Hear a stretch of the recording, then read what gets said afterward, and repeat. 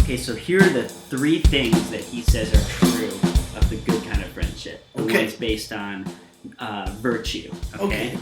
He says, 1, they're stable. He says, friendship seems to be something stable, and only this friendship, like this type based on virtue, is stable.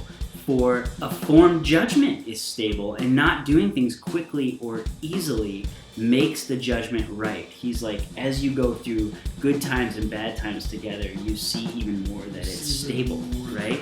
Okay. And there actually is no stable friendship without confidence, and confidence only comes with time. So true friendship, he says, is stable because it's permanent, it lasts. And then he quotes Theognis. He says, for it's necessary, actually, for friends to have trials. As Theognis says, you cannot know the mind of a man or a woman unless you've tried them out like you try cattle.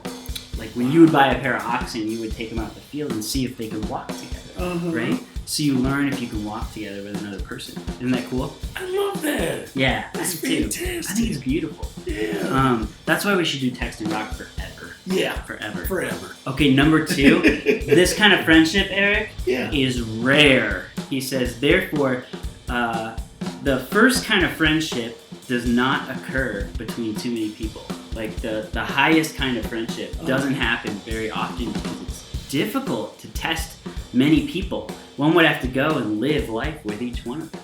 Right? It's like you have to invest in a person and kind of choose to be in, right? Yeah. He says, nor indeed should one exercise choice in the case of a friend in the same way as a coat. Like you shouldn't just be taking off friends and putting on new friends, but you should decide if you find a friend to stick with that person, right? Yeah. Although in all manners it seems the mark of a sensible person to choose the better of 2 things, so it might make sense to like look around and say, is that a better friend? Is that a better friend?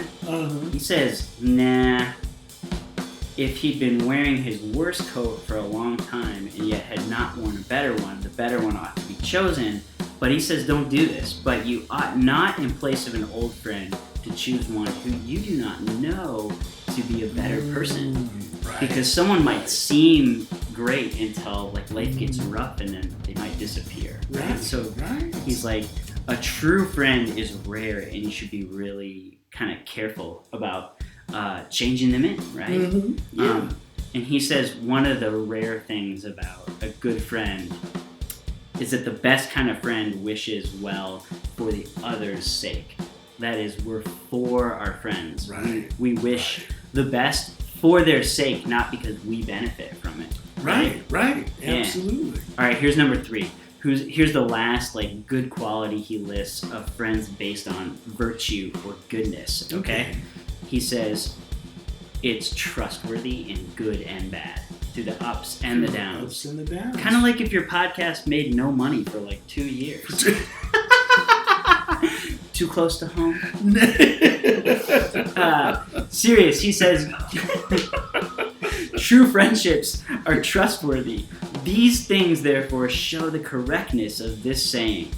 Friendship is a thing to be relied on, just as happiness is a thing that is self-sufficing.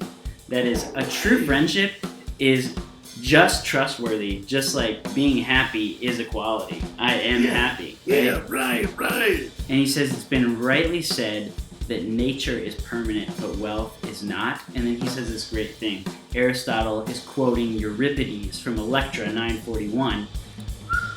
Write that one down.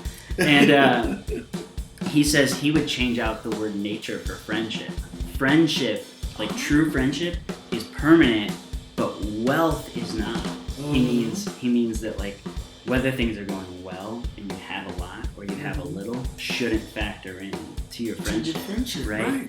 In fact, Aristotle will not list wealth as a virtue because he says you could be wealthy by luck and have no real virtue accompanied with it. Isn't that far out?